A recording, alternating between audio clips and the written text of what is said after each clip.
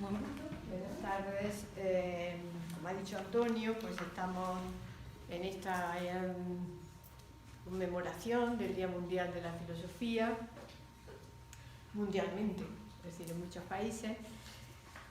Y además tiene, no sé, no creo que fuera por eso por lo que lo puso la UNESCO, no sé qué le dieron a los de la UNESCO para que instauraran un Día Mundial de la Filosofía, pero en fin, si está bien, ¿no? Nos vamos a alegrar.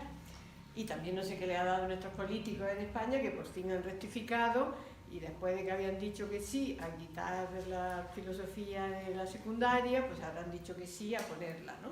Y además se han puesto todos de acuerdo, por unanimidad se aprobó esto, cosa que sería bueno que lo usaran en otras circunstancias también necesarias para la sociedad, pero nosotros, amantes de la filosofía, nos hemos alegrado. Y yo digo que no sé por qué pusieron en noviembre, pero sí me gusta recordar que había una tradición de las escuelas neoplatónicas, es decir, posteriores a Platón, que siguieron con sus enseñanzas, en que se conmemoraba el 7 de noviembre el cumpleaños y la muerte de Platón.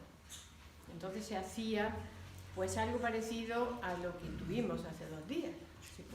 Muchas de las veces, en el caso de la Escuela Neoplatónica de Florencia, de Marsilio Ficino, pues hacían una representación del banquete de Platón. Ellos eran más atrevidos que nosotros nos limitamos a reproducir, claro está, resumido, los textos del diálogo del banquete, ¿no? Ellos eran más atrevidos porque cada uno hacía de los intervinientes y tenían que hacer un elogio al amor.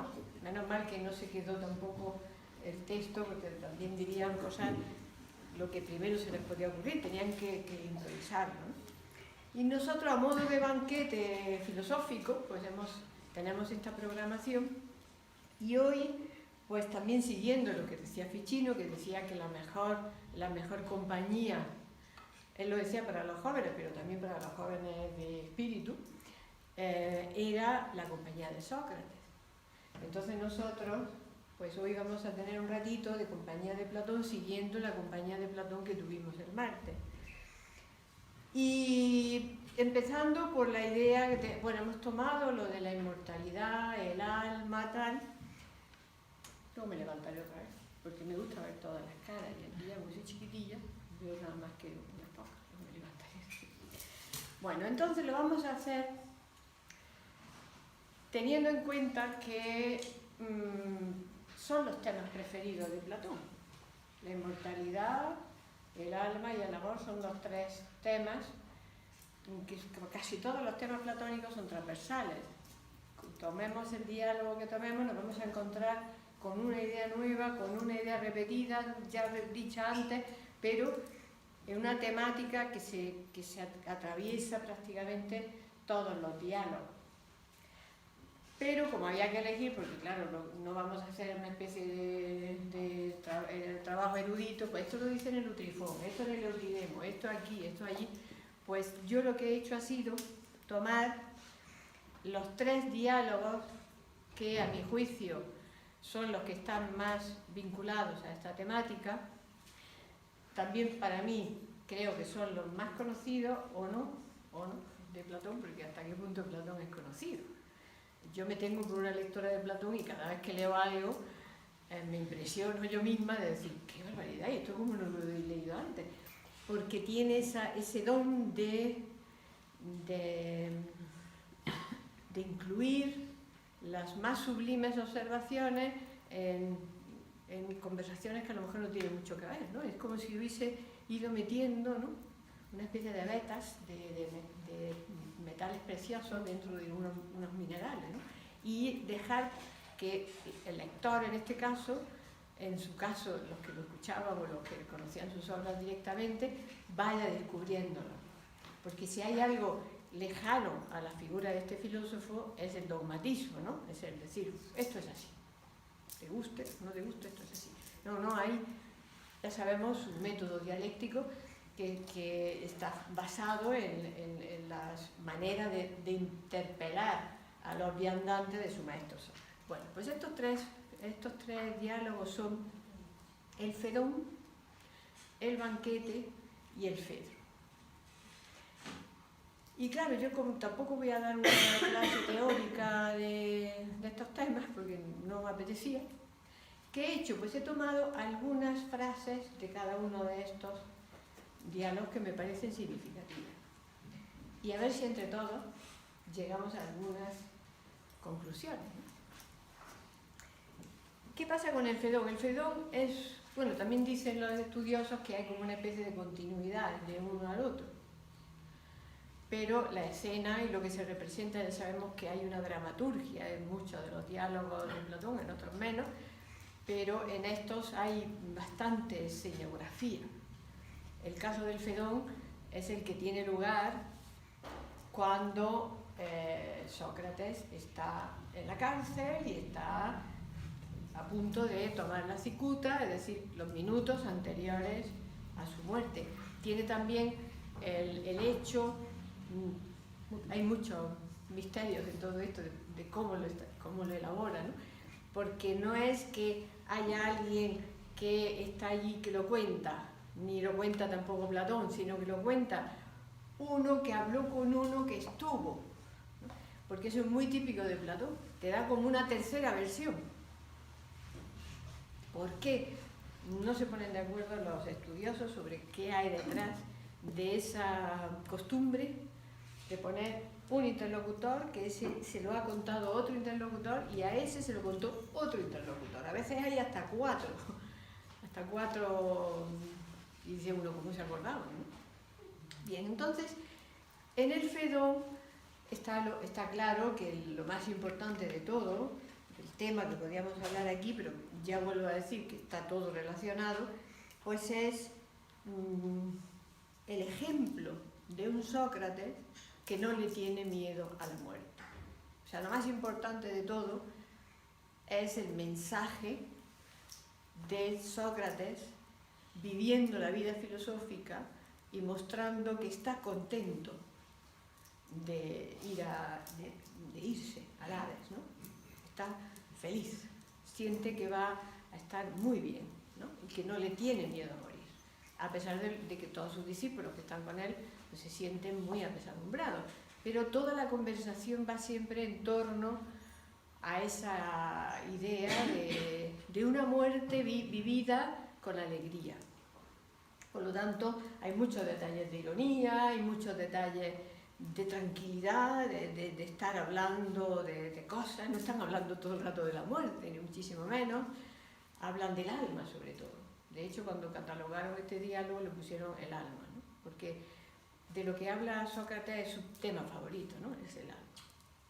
Y ahí, pues, ¿qué nos va a decir básicamente? Pues, en primer lugar, pues, extraemos de esas, aparte de que cuenta muchas otras cosas, es decir, es un diálogo densísimo, con muchísimos contenidos, pero como hemos acotado estos tres temas del amor, de la inmortalidad y del alma, pues vamos a quedarnos ahí, vamos a ir allí que dice, ¿no?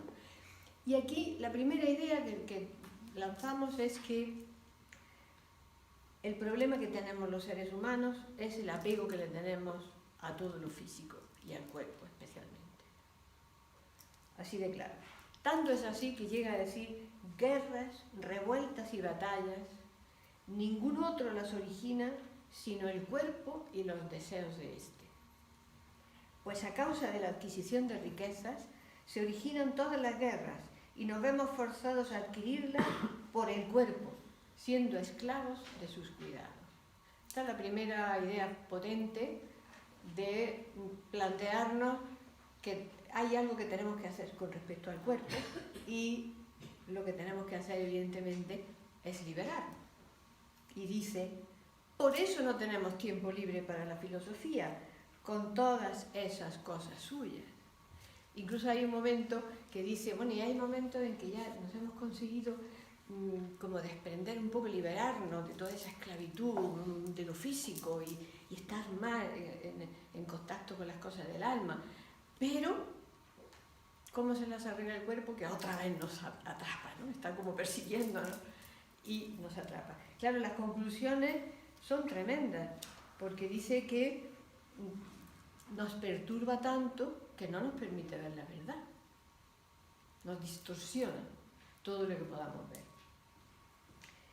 Y ahí, claro, ¿qué le pasa al cuerpo? Que el cuerpo muere.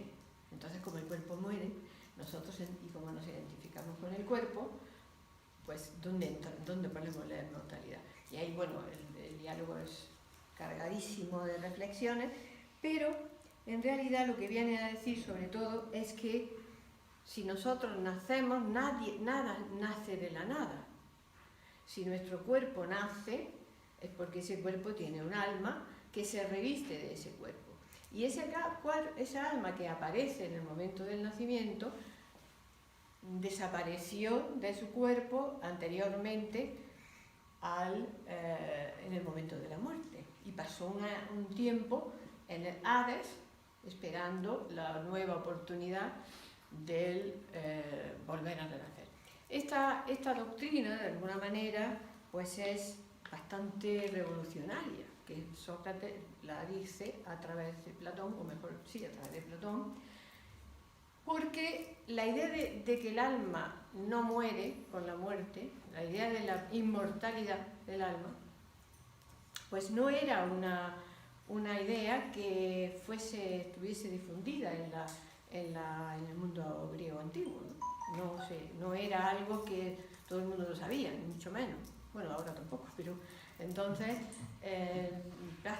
para conocer la idea de la inmortalidad, para conocer todo lo que trae consigo la idea de la inmortalidad, pues se requería una preparación en una serie de disciplinas que sirvieran para entender, para dominar el propio cuerpo, para purificarse y para entender si yo domino de mi cuerpo, desde dónde lo estoy dominando, desde mi alma, y mi alma qué es. Y toda esa doctrina, toda esa enseñanza se daba en los llamados misterios, que en la época de Platón ya tenían una cierta decadencia, pero estaban todavía vigentes los misterios órficos.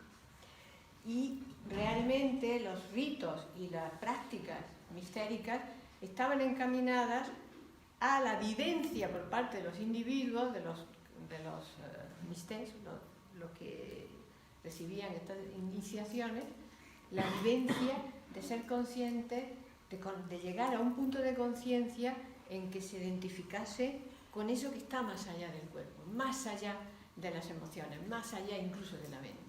Entonces, poner el punto de conciencia ahí. Eso era lo propio. Tan es así que dice: y puede ser que quienes nos instituyeron los cultos mistéricos, dice Sócrates, no sean individuos de poco mérito, sino que de verdad, de manera cifrada, se indique desde antaño que quien llega impuro y no iniciado al Hades yacerá en el fango, pero que el que llega allí purificado e iniciado habitará en compañía de los dioses. Ahora bien, como dicen los de las iniciaciones, muchos son los portadores del tirso, pero pocos los vacantes. Es decir, pocos los que de verdad participan en esos ritos. Y estos son, en mi opinión, no otros, sino los que han filosofado rectamente. De ahí que aparece en varios momentos en el diálogo la idea de que la filosofía es una preparación para la muerte. O sea, la filosofía nos prepara para bien morir. Y la cuestión está, que es algo muy fuerte también, muy potente, el que según se ha vivido, así será lo que le espere después de morir. No es que todo el mundo va al mismo sitio y allí hay una especie de almacén de almas que están esperando hasta que llegue el momento de venir otra vez. No, sino que hay una vida después de la muerte que va en consonancia con la vida que se ha tenido antes de la muerte. Por eso dice que si llega uno que no está del todo purificado, si está atado completamente a su cuerpo, está identificado totalmente con lo material, en ese mundo del Hades no va a tener nada que hacer. Va a estar dormido, metido en el fango, pone ya una cosa horrorosa. De manera que, en el fondo, todo el discurso de Sócrates va a ser el que es la filosofía, la que nos va a permitir vivir estos ritos. En concreto, dice algo precioso sobre la filosofía y la sabiduría. Dice, cuando ella examina las cosas por sí misma, el alma, cuando se ha liberado de ese cuerpo, se dirige a lo que es puro. Esto es muy bonito también, es decir, si uno se purifica, va a tener afinidad con lo puro. Si uno se envilece, va a tener afinidad con lo vil. Dice, si se dirige a lo que es puro, eterno, inmortal, inmutable, como es de la misma naturaleza, se une y estrecha con ello cuanto puede y da de sí su propia naturaleza, ¿no? Cada uno tenemos, digamos, la posibilidad, según seamos, de acercarnos lo más posible a lo puro o no. Entonces cesan sus extravíos, se mantiene siempre la misma porque está unida a lo que no cambia jamás y participa de su naturaleza, y este estado del alma es lo que se llama sabiduría. Otra cosa muy interesante, estado del alma, sabiduría. La sabiduría como estado del alma libre, liberada. Esto tiene una serie de connotaciones interesantes, y es que el alma en su liberación, en su proceso liberador o purificador, se encuentran con algo que es la reminiscencia. Es decir, eso tan bonito que hemos citado muchas veces, que lo viene a decir en un momento dado en el Fedón, conocer es recordar. Es decir, hay algo parecido al recuerdo en esas cosas que conocemos, no como se hace una paella, eso no, pero en ciertos elementos espirituales, en ciertos conocimientos metafísicos elevados, hay algo en nosotros que se despierta, que hay como, lo explica muy bien Platón, lo dice, si uno al ver algo determinado, o al oírlo, o al captar alguna otra sensación, no solo conoce aquello, sino además intuye otra cosa de la que no informa el mismo conocimiento, sino otro, no diremos justamente que la ha recordado a esa de la que ha tenido una intuición. Relaciona la intuición con el recuerdo. Luego, eso, aquí no hay mucha explicación al respecto.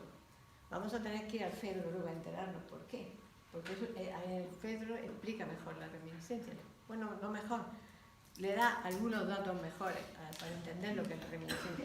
El caso es que dice, si existen las cosas de que siempre hablamos, lo bueno, lo bello y toda la realidad de esa clase, y a ella referimos todos los datos de nuestros sentidos, y hallamos que es una realidad nuestra subsistente de antes, y estas cosas las imaginamos de acuerdo con ella, es necesario que así como esas cosas existen, también exista nuestra alma.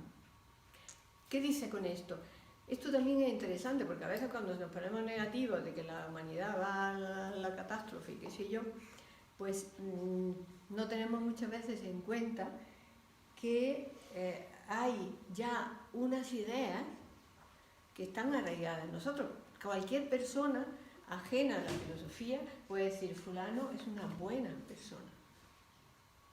Hay algo que nos permite reconocer en esa alguien que es bueno, lo bueno.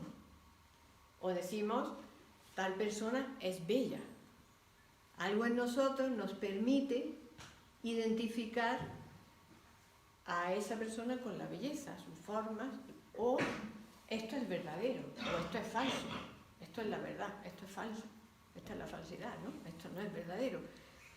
Es decir, es lo que él dice, si nosotros hablamos de eso con tanta normalidad, es porque consideramos que estas cosas existen. ¿Y estas cosas para quién existen? ¿Quién reconoce lo bueno? Pues en nuestras almas. ¿Por qué? Porque lo conocieron con anterioridad, porque lo llevan dentro, está dentro de nosotros esa idea de la bondad. Así, nadie tiene que decirnos qué es lo bueno y qué no, en principio, sino que uno va descubriéndolo. Entonces, en ese sentido, esa reminiscencia, pone otro ejemplo muy bonito, que si ves a alguien que va llevando un instrumento musical y tú amas a alguien que toca ese instrumento, apenas veas ese instrumento, vas a recordar a esa persona. Es como una...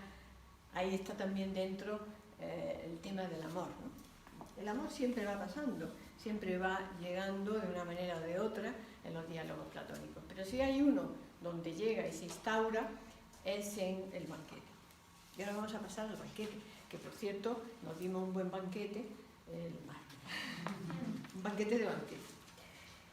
Y en el banquete también hay aquí quiero destacar un detalle muy interesante, muy sugerente, que Giovanni Reale lo destaca también en su comentario al banquete de Platón, que es lo que va a pasar antes de que llegue el banquete, y es que, como siempre pasa, Apolodoro, que es el que lo cuenta, habla de Aristodemo, que fue el que se lo contó, etc., ¿no? Y entonces Sócrates se encuentra con Aristodemo y le dice: voy a ir a casa de Agatón porque va a celebrar el premio que le dieron ayer. Y entonces, acompáñame. Porque el otro dice: no, pues a mí no me ha invitado, pues vente conmigo. Entonces van los dos y el otro dice: hombre, qué interesante, porque Agatón era un autor teatral muy famoso, tal. Y entonces, cuando están llegando a la casa de Agatón, pues Sócrates se distrae y se había puesto sandalias, cosa muy impresionante, porque Sócrates iba siempre descalzo. Y ese día dice: me he duchado, no, eso no lo dijo, pero me he limpiado, me he puesto la túnica nueva, me he puesto las sandalias, porque, bueno, tenía interés en ir a la casa de Agatón. Porque él había intentado verlo el día anterior y había mucha gente, y a Sócrates tantas masas no le divertían, ¿no? Bueno, todo eso pasa antes. Y resulta que se queda atrás. Y llega Aristodemo, llega sin que le hayan invitado, y dice: oye, ¿qué tal? ¿Cómo estás? Hemos estado muy cordiales. Y le dice: pues yo es que venía con Sócrates. Se vuelve y Sócrates no estaba, y lo mandan buscar, y se había quedado como absorto. Esta cosa de quedarse absorto Sócrates también es otro de los que aparece en varios discursos y varios diálogos, porque era un momento en que es como sentía esa inspiración, ¿no? Y entonces ha sentido algo Sócrates y se ha tardado tanto, se queda allí, que no había manera, lo van a buscar varias veces hasta que se ponen todos a cenar y llega ya a casi la mitad de la cena. O sea que no tuvo, como luego va a decir, ¿cómo se llama? Alcibíades, que podía estar varios días así, eso no, pero sí está un buen rato como dentro de sí mismo, reflexionando, ¿no? Pensando. Bien, entonces ahí, como es sabido, pues se está celebrando ese banquete, son todos unos grandes oradores, unos grandes poetas, qué sé yo, a ver cuál es el que da el mejor discurso.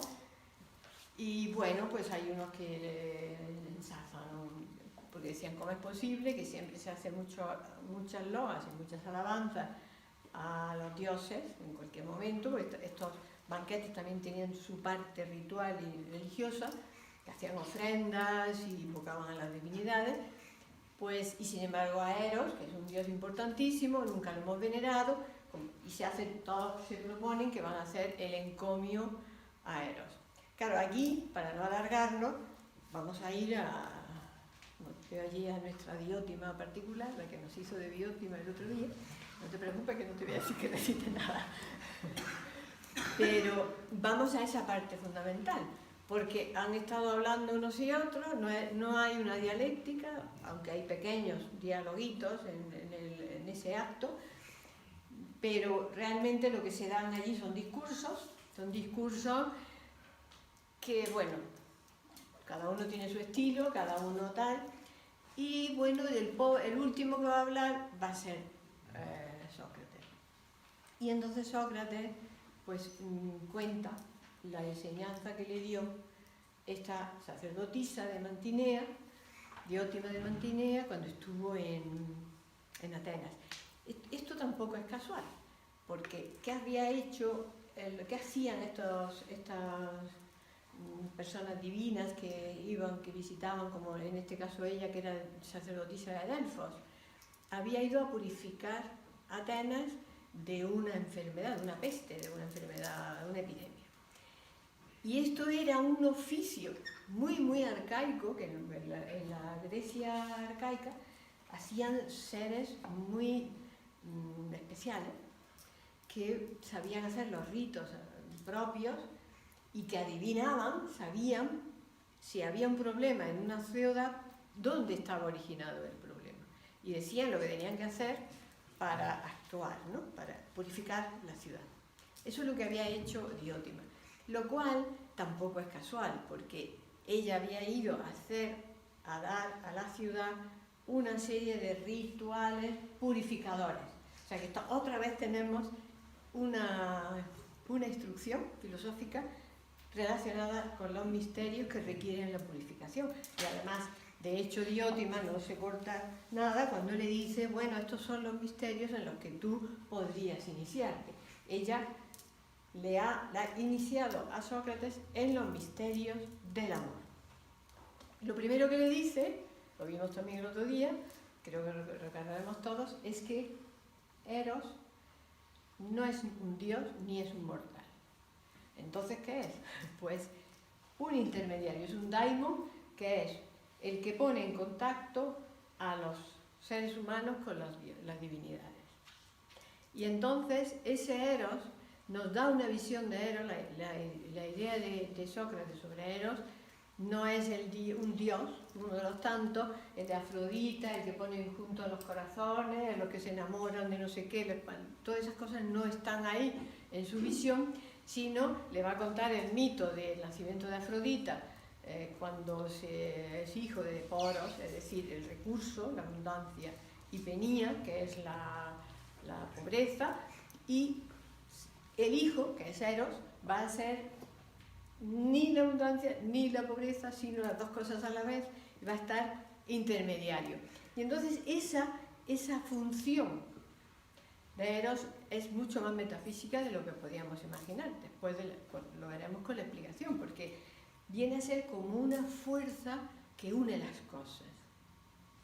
O sea, une lo de arriba con lo de abajo y todos los seres. Es una fuerza que mantiene las cosas unidas. La fuerza del amor. Pero ya estamos hablando de un amor un poco diferente al mero amor de las personas. Y como lo sabe muy bien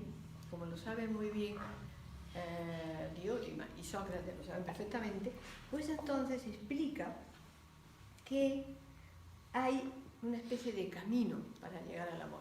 Y lo relaciona también con algo muy importante, que es lo bello y lo bueno, que vienen a ser como equivalentes. Lo bello siempre es bueno y lo bueno siempre es bello. Y además, a través de lo bello, reconocemos lo bueno y a la vez. ¿Y qué sería lo más bello? ¿Qué sería? Pues la sabiduría, claro. Entonces, ahí, cuando explica qué es lo que podemos entender los seres humanos, por qué hablamos del amor, pues empieza a hablar de que hay otro tipo de amor. Es que Sócrates siempre va, está bien todo lo que me habéis dicho, él dice, está bien, pero están los misterios del amor, es decir, hay otras enseñanzas secretas sobre esto. Es decir, no es solo lo que todos pensáis que es, sino que ni siquiera es una figura mítica, ni hay un mito sobre el amor. No, yo voy a explicar los misterios, es decir, los significados de todo eso. Y entonces es donde explica la idea de la escala, del ascenso. El tema del ascenso, de la elevación, ya lo hemos visto en el Fedón, planteada a la hora de salirnos de nuestros cuerpos, ¿no? De liberarnos de las ataduras de nuestros cuerpos. Pero aquí realmente ya están los escalones con unos peldaños marcados. Es decir, cómo uno sube por esa escalera que lleva a lo sublime, a lo bello, a lo bueno. Y dice que lo primero, claro está, es reconocer lo bello en los cuerpos, en las formas físicas. Es la base primera, la belleza en los cuerpos. Esa belleza que amamos en los cuerpos dice que nos empuja a engendrar según los cuerpos. Normal, ¿no? Entonces dice que vale, está bien, que hay, pero ¿por qué engendramos según los cuerpos? Ahí otra vez lo vuelvo a relacionar con otro concepto que lo hemos dicho antes, el de la inmortalidad. Es una forma de inmortalidad. La inmortalidad que los griegos conocían era esa. Está en Homero cantidad de veces, como siempre dice, la memoria de las gentes tus descendientes, tus hijos y los hijos de tus hijos hablarán de ti, las obras que tú realizarás se quedarán y te convertirán en inmortal, ¿no? O sea, era como una categoría de la inmortalidad, era algo que se alcanzaba, que no se tenía. Pero Platón le da otro enfoque. Entonces uno empieza con esa belleza. Uno se ve, a lo mejor, dice, con uno ve la belleza en un cuerpo, en otro, en muchos. Y el empezar a reconocer la belleza según los cuerpos también permite que se reconozca la belleza según las almas. Eso a veces lo usamos, esto es algo muy normal para nosotros. Fulanita es bella, pues tú has visto lo guapa que es físicamente, pues más guapa es por dentro, eso lo decimos muchas veces, o más guapo, ¿no? Es bella por fuera, pero es más bella por dentro. Somos capaces, ya es un paso, ya es un paso que reconozcamos la belleza interior, ¿no? O esa frase que está por todos lados, la belleza está en el interior, ¿no? Porque presumimos que lo que vemos es el reflejo de algo que no vemos, pero que se hace visible a través de lo físico. Entonces, eso, el reconocer la belleza de las almas, ya nos permite algo muy importante, y es el ver la belleza de otras muchas almas, no solo de aquellos que amamos, sino de otros más. Incluirlos a todos dentro de ese conjunto, ¿no? Es un poco la idea de decir que sintamos a la humanidad, ¿no? Es decir, que nos sintamos parte de una sociedad, de una ciudad, de un país o de una humanidad en conjunto. Pero no nos quedamos tampoco ahí, porque de ahí podemos pasar, ya con eso que estamos diciendo, que somos capaces de vernos a todos como en conjunto, ahí dice, vemos la belleza en las normas de conducta. Claro, cuando decimos vemos la belleza en las normas de conducta, es una manera de explicarnos la atracción, es decir, la atracción erótica por las leyes justas, por la gente que actúa con justicia, por las obras buenas de las personas. Eso las amamos, es decir, no decimos amo a, qué sé yo, a la ONG no sé qué, no decimos eso, pero sí hay como una simpatía, ¿no? Un sentir junto a ellos, que es parecida a la filía, a la amistad que sentimos. Nos sentimos amigos de esos que hacen buenas obras, de esos que hacen leyes justas, de esos que cambian las leyes injustas y las ponen más justas. Que hayan cambiado esto de la filosofía, pues entonces hemos amado estas normas de conducta. Hemos amado que haya una norma de conducta favorable a algo que consideramos que es bueno para todos, no nuestros intereses particulares. Es lo mismo cuando decimos amamos, pues es lógico que amemos a nuestros parientes, ¿no? A nuestros padres, a nuestros hermanos, a nuestros primos, a nuestros amigos. Es más difícil amar a gente que no conocemos o que incluso son diferentes a nosotros. Eso ya es una norma de conducta digna de admiración y que podamos reconocer como bella cuando se cumple. Luego también pasa a la siguiente escalera, al siguiente escalón, que son las ciencias, el amor a la ciencia. Quien dice ciencia, podemos meter también las artes, podemos meter todas las actividades humanas. Y ahí es donde vemos, por ejemplo, pues el esfuerzo que hacen los seres humanos, a lo mejor por la investigación, por el arte, el amor al arte, cuando decimos el amor al arte, el amor a la ciencia. ¿Por qué un investigador se puede pasar horas y horas y horas buscando la salida de lo que estamos, de la hipótesis suya, confirmarla, si no es porque ama esa ciencia, ama el conocimiento? Y, claro, luego ya, después de esas ciencias particulares, ya vamos a buscar la sabiduría, vamos a amar la sabiduría y vamos a valorar, cuando amamos la sabiduría, respetamos y admiramos a los sabios, a los maestros de la humanidad. Y por eso somos capaces de leer un texto de un maestro de la humanidad y que a lo mejor nació en el 500 a.C. y lo sentimos cercano, lo sentimos que nos está hablando a nosotros, ¿no? Y nos identificamos con sus ideas, con sus palabras salvadoras,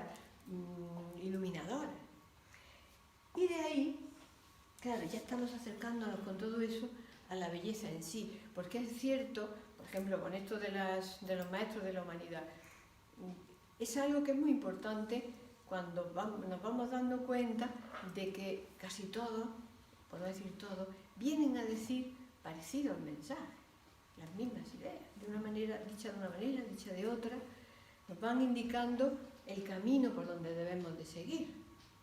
Entonces, si nosotros nos vamos viendo todas esas manifestaciones diferentes, cuando comparamos las religiones, comparamos la filosofía, Oriente, Occidente, y vemos que hay mensajes similares, en lugar de decir, pues se lo han copiado, o decir, pues no son originales, o pues no sirven. Si no me sirven las mías, tampoco me sirven las otras.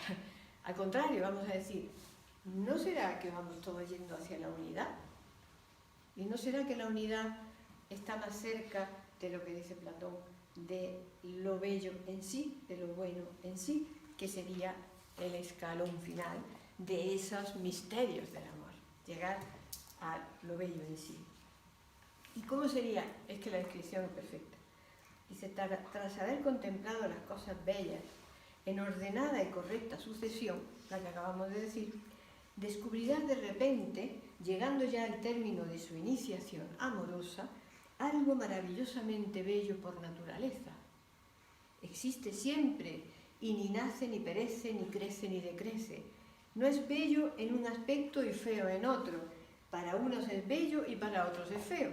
Ni tampoco se le aparecerá esta belleza bajo la forma de cualquier otra cosa de las que participa un cuerpo, ni como un razonamiento, ni como una ciencia, ni como existente en otra cosa, sino la belleza en sí, que es siempre consigo misma, específicamente única, mientras que todas las otras cosas bellas participan de ella de una manera tal que el nacimiento y muerte de éstas no le causa ni aumento ni disminución, ni le ocurre absolutamente nada, es decir, algo esencial que está allí. Claro, aquí se trata de ascender, porque claro, dice a continuación, cuando alguien asciende a partir de las cosas de este mundo mediante el recto amor de los jóvenes y empieza a divisar aquella belleza, puede decirse que toca casi el fin, es decir, ha estado ascendiendo, ¿va? Ascendiendo. Y dice al final, ¿no crees que solo entonces, cuando veas la belleza con lo que es visible, le será posible engendrar no ya imágenes de virtud, al no estar en contacto con una imagen, sino virtudes verdaderas, ya que está en contacto con la verdad? Ya hemos unido lo bello con lo verdadero, y le será posible ser amigo de los dioses y llegar a ser inmortal. Todo eso está muy bonito, pero aquí termina el banquete. Bueno, no termina el banquete. Luego hay otra incidencia donde precisamente es muy valioso el episodio de Alcibiades, porque Alcibiades al final va a contar la experiencia de cómo el propio Sócrates vivía lo que acababa de explicar. Lo sintió y lo vivió. Pero nosotros nos vamos a detenernos ahí porque hay un tercer diálogo, que es el Fedro, que viene a completar, a explicar cosas que se quedaron sin explicar en el banquete. Bueno, en el banquete se dicen muchas cosas, pero hay algunas que quedaron por decirse. Y entonces aquí tenemos otra vez una puesta de escena muy interesante, porque es Sócrates que se encuentra con Fedro que había estado en el banquete precisamente, el banquete, uno de los personajes del banquete es Fedro, se lo encuentra que ha estado con Lisias y entonces dice, vamos a pasear porque yo llevo todo el día sentado y vamos a pasear. Cosa que a Sócrates no le hacía ninguna gracia porque él dice que a él le gustaba estar en la ciudad para hablar con las personas y porque eran las personas de las que aprendía. Y decía, en el campo no aprendo nada, no era muy campestre. Pero como estaba cansado Fedro y que le apetecía caminar, pues lo acompaña.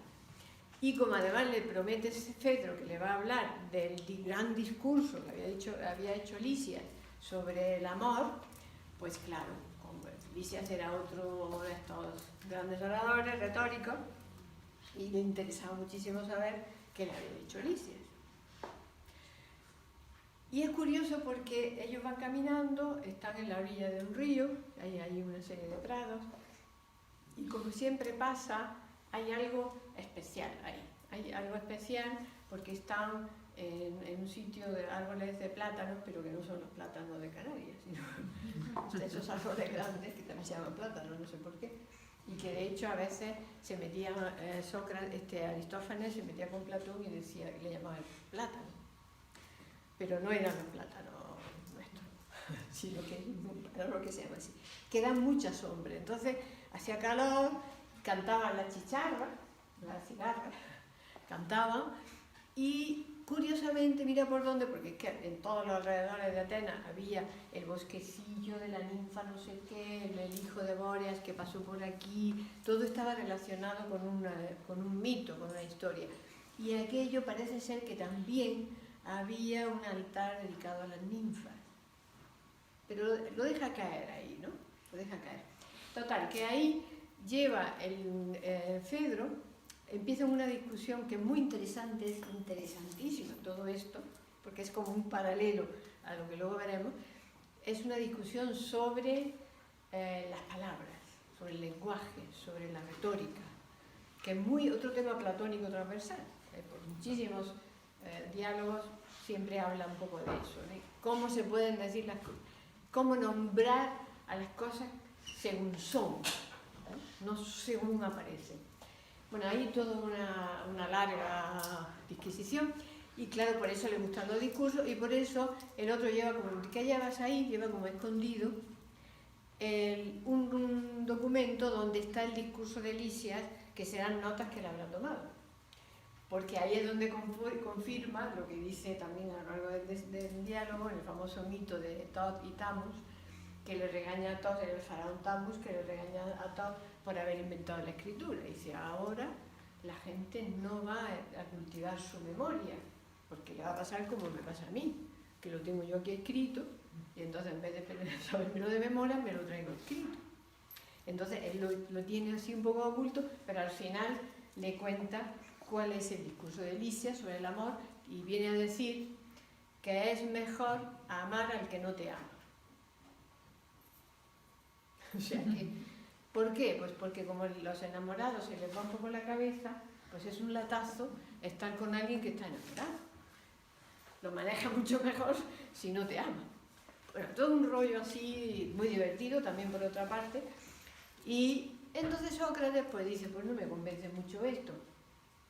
Se me olvida que tengo esto.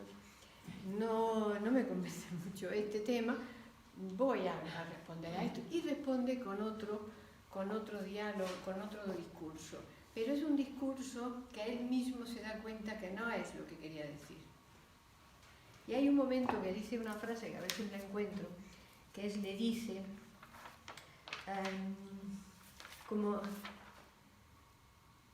dice, parece divino este lugar, de modo que si en el curso de mi exposición voy siendo arrebatado por las musas, no te maravilles, le dice a Fedro, pues ahora mismo ya empieza a sonarme todo como un titirán.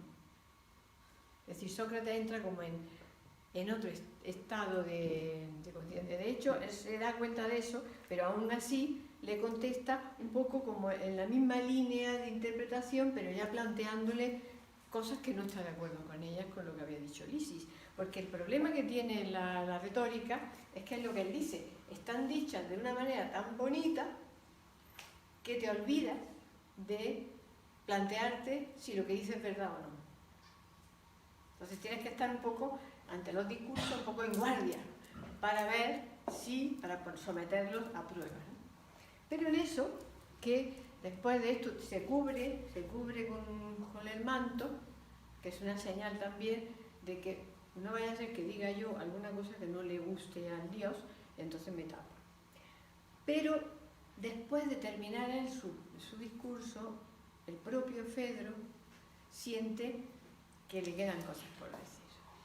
Y ahí es donde ya se quita digamos, la toca y dice, bueno, estaba a punto de cometer un error muy grave, me iba a ir sin decir realmente lo que yo tenía que decir, ¿no? Entonces da su tercer discurso. su segundo discurso, tercero del diálogo. Y entonces ahí es que, bueno, es una maravilla. Bueno, dicen Emilio Lledó, que es uno de nuestros grandes especialistas en Platón en España, dice que es el más grande de los diálogos platónicos, no sé, junto con el banquete y junto con el Fedón, pero que es la cumbre, es como la cumbre, porque está tan lleno de cosas, de sugerencias, que es una maravilla. Y dice también, querido Fedro, ¿no tienes la impresión, como yo mismo la tengo, de que he experimentado una especie de transporte divino? O sea, rodea lo que va a decir, en su segundo discurso, lo que va a decir, lo rodea de alusiones a esa inspiración, a esa especie de sensación que ese daimon que él tenía siempre, que le inspiraba, pues le ha señalado. Y de hecho en algún momento lo dice también. Y bueno, pues quizá lo más importante del Fedro,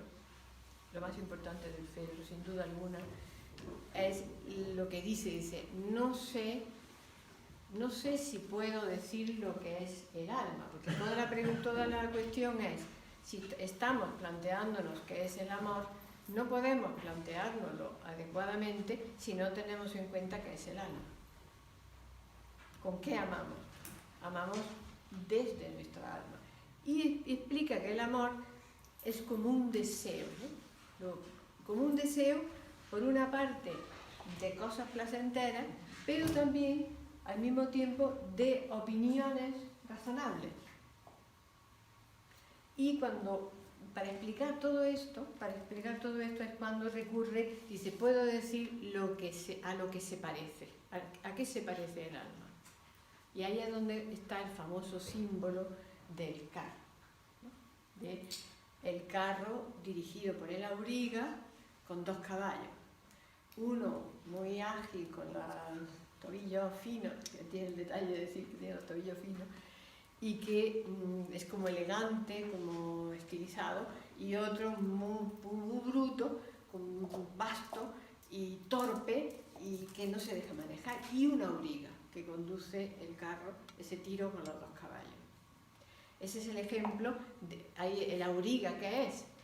El auriga es la parte mental elevada del ser humano, el caballo más ágil, pues es la parte mental, pero ya no elevada, sino de la parte psíquica, y el otro caballo, pues es la parte irascible y física. Y entonces, ¿qué tiene que hacer el pobre auriga? Sujetarlo, es decir, llevarlo adelante. Pero todo eso no se queda ahí, todo eso viene a explicar también el origen de las almas, el origen divino de las almas, vuelve otra vez sobre la reminiscencia y dice que estos aurigas, estas almas, digamos, estos caballos, todo el tiempo habla de los caballos y de los aurigas, en el pasado han estado siguiendo a los carros de los dioses. Es un poco el origen de las almas, vendría ahí, porque cada uno seguía a esos divinos seres que mantienen el universo en orden, que rigen los astros, que rigen las estrellas, que rigen la parte elevada del cielo, ¿no? El éter, que viven allí. Y entonces de ahí han surgido todas las otras almas. Y esas almas, hay un momento en que tienen que bajar al mundo. Además, no había dicho un detalle muy importante de los caballos, que son alados, tienen alas. Pero con una particularidad, que las alas o les nacen o se les caen también. Se pueden quedar sin alas. Cuando pierden las alas, entonces tienen que bajar al mundo de la materia. Y ahí se pierden, se desconciertan. Pero, si recuerdan, básicamente, la época en que estaban con los carros, siguiendo a los carros de las divinidades, entonces de una manera mágica casi, aunque no dice la palabra mágica nunca, pero de una manera instantánea el auriga reconduce a los dos caballos. El caballo ágil, bueno, diríamos, está tranquilo, está contento. El otro caballo no está del todo contento, pero no tiene más remedio, porque el auriga lo sujeta, lo lleva, lo dirige.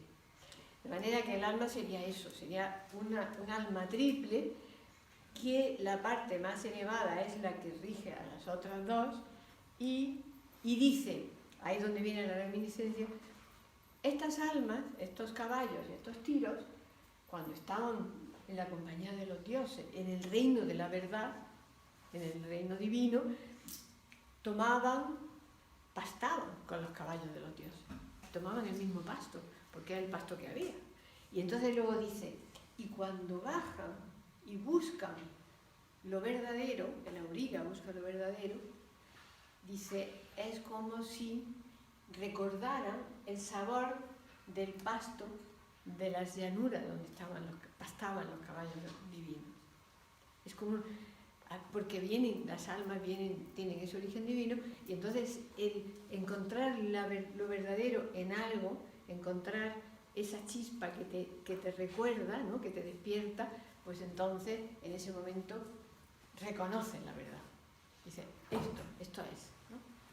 Y bueno, hay toda una serie de claves, porque hay muchos ciclos, hay veces que las almas consiguen elevarse. Lo interesante es que cuando llegue el momento de poder subir, uno suba lo más que pueda, porque de esa manera luego, cuando tenga que bajar, le resultará más fácil al caballo, al auriga, sujetar los caballos.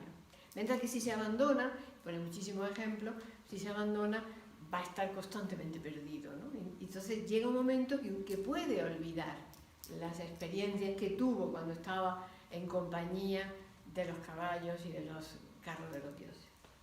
Y ahí pues termina el diálogo, como no podía ser de otra manera, con algo de tipo sagrado también, y es una invocación a Pan, una plegaria a Pan.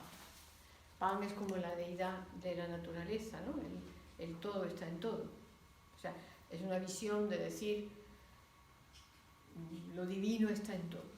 Entonces, estaban en un sitio de la naturaleza, y termina con una oración. Dice, oh querido Pan, y todos los otros dioses que aquí habitéis, concededme que llegue a ser bello por dentro, y todo lo que tengo por fuera se enlace en amistad con lo de dentro.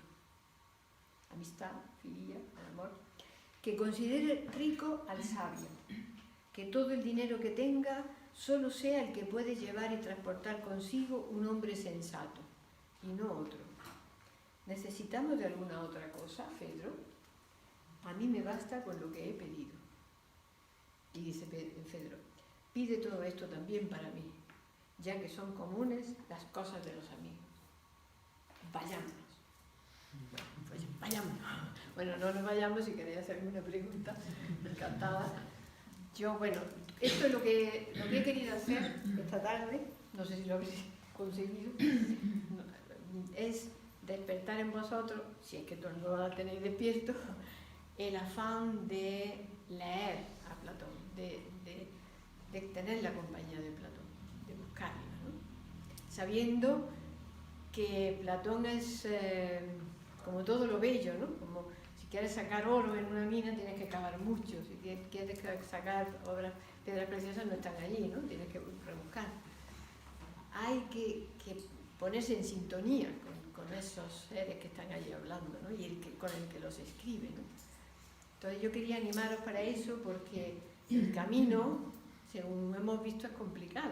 El camino del descubrimiento de la verdad es difícil, ¿eh? Porque hay todo este problema de que estamos en un mundo que continuamente nos distrae, no solamente nuestras necesidades normales, sino también todo lo que nos rodea, ¿no? Que no va en el mismo sentido, ¿no? No estamos ni siquiera en la Atenas de la época de Sócrates estaba todo el mundo hablando de filosofía, porque a veces nos lo imaginamos todos como salen a veces en los cómics, ¿no? Que están ahí, están jugando al fútbol con las túnicas. No, había muchísima gente que esto era unos grupos muy pequeños, la mayoría no tenía esas inquietudes, se conformaba con los ritos que le habían dicho que tenían que hacer, pues sí, es verdad que era gente muy religiosa, pero ya está, ¿no? La filosofía era algo completamente ajeno. Yo creo que ni sabían que había filósofos. Pero qué fuerte debieron de ser que todavía 2000 y pico años después lo leemos y nos llega. Y animaros también pues para que elijáis la filosofía como camino de vida, que tampoco os equivocaréis con eso.